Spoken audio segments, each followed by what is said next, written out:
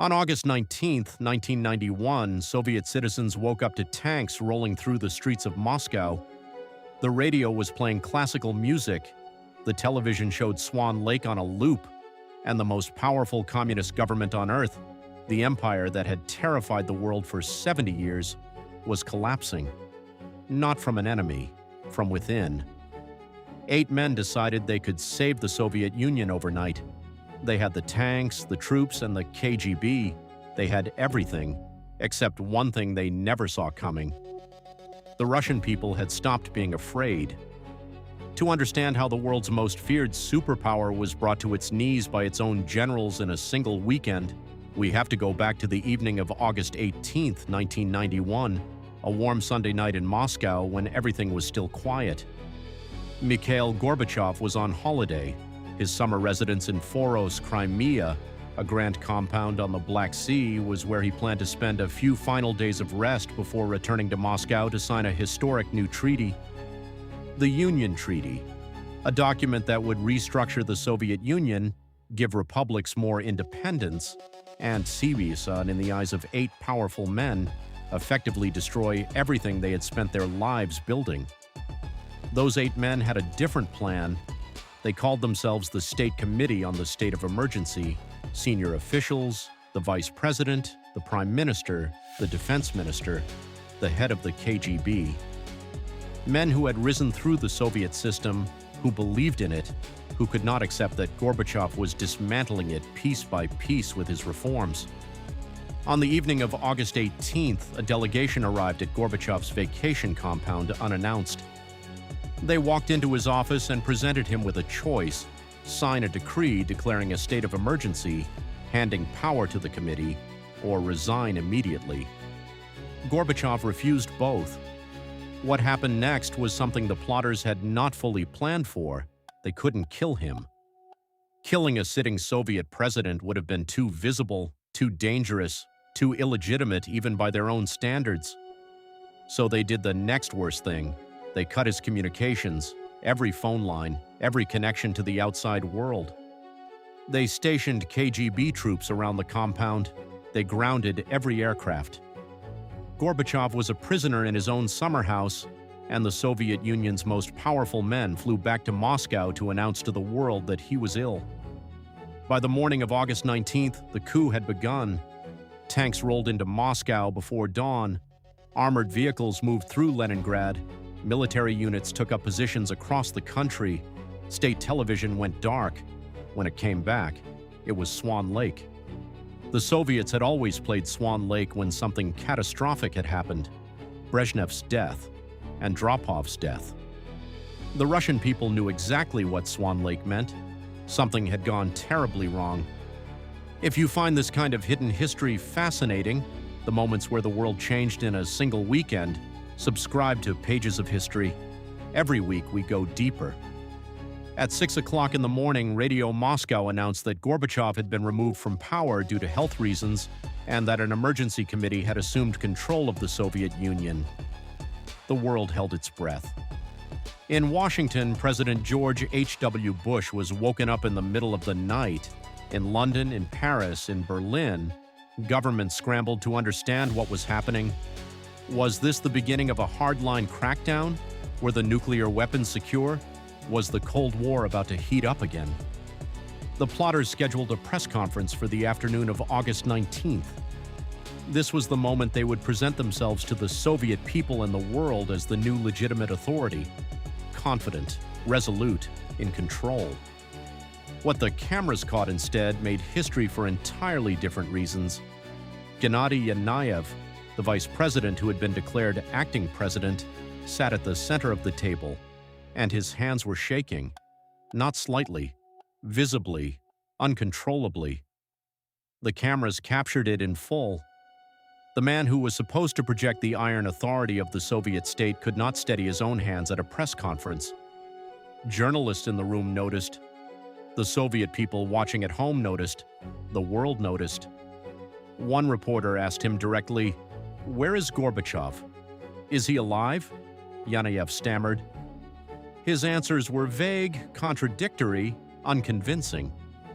The men beside him looked uncomfortable, uncertain, like people who had committed to something they no longer believed in. The press conference that was supposed to legitimize the coup instead revealed its fatal weakness. These men were not the future.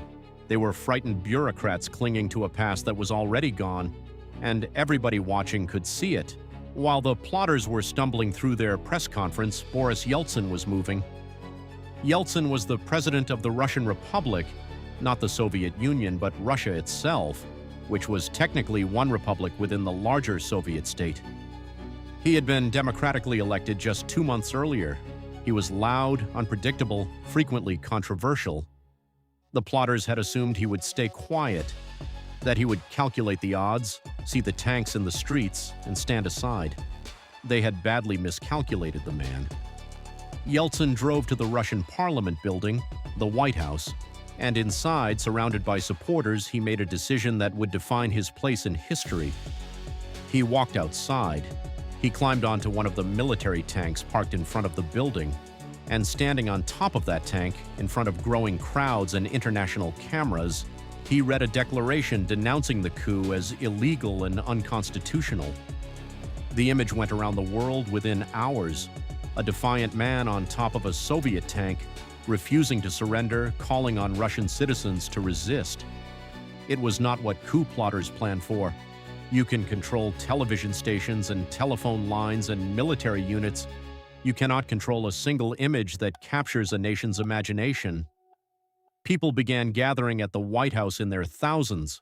Ordinary Muscovites, office workers, students, pensioners. They came through the night, building barricades with whatever they could find: cars, benches, metal pipes. Human chains formed around the building. People stood in the rain, in the dark, waiting for the tanks they believed were coming. Some of those tank commanders, facing crowds of unarmed civilians, began to defect. Entire armored units switched sides and positioned themselves to defend the parliament rather than attack it. The coup was fracturing from the inside. By August 20th, the plotters were in crisis. The military was divided. The KGB was divided. Key figures began to waver, then withdraw. The international community had refused to recognize the committee's authority, and the Russian people, the people the plotters had assumed would simply accept the new reality, had decided they would not. By the morning of August 21st, the coup was finished. The tanks began withdrawing from Moscow. The plotters, realizing they had failed, panicked. Some fled, some drank themselves into paralysis. The defense minister attempted suicide. Yanayev, the shaking-handed acting president, was arrested. Within hours, all 8 members of the emergency committee were either detained or in flight. A delegation flew to Crimea to free Gorbachev. He landed back in Moscow on the evening of August 22nd, but he returned to a country that no longer existed in the way he had left it. The coup had failed, but in failing, it had accelerated everything it was designed to prevent. The Communist Party, which had ruled the Soviet Union for 70 years, was suspended. Gorbachev resigned as its general secretary. The 15 republics that made up the Soviet Union watched what had happened and drew the only conclusion available to them. If the center could not hold, they would not be held.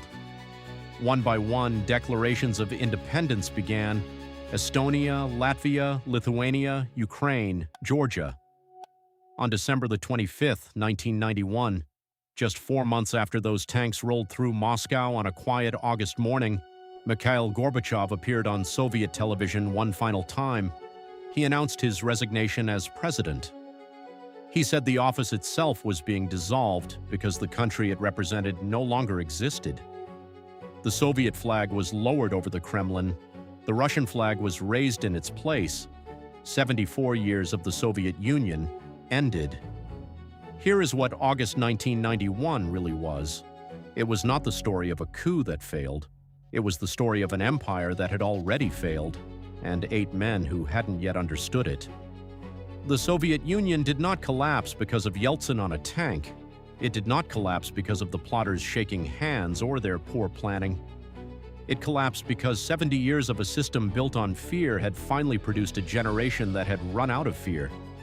And when the fear runs out, No tank, no committee, no emergency decree can put it back.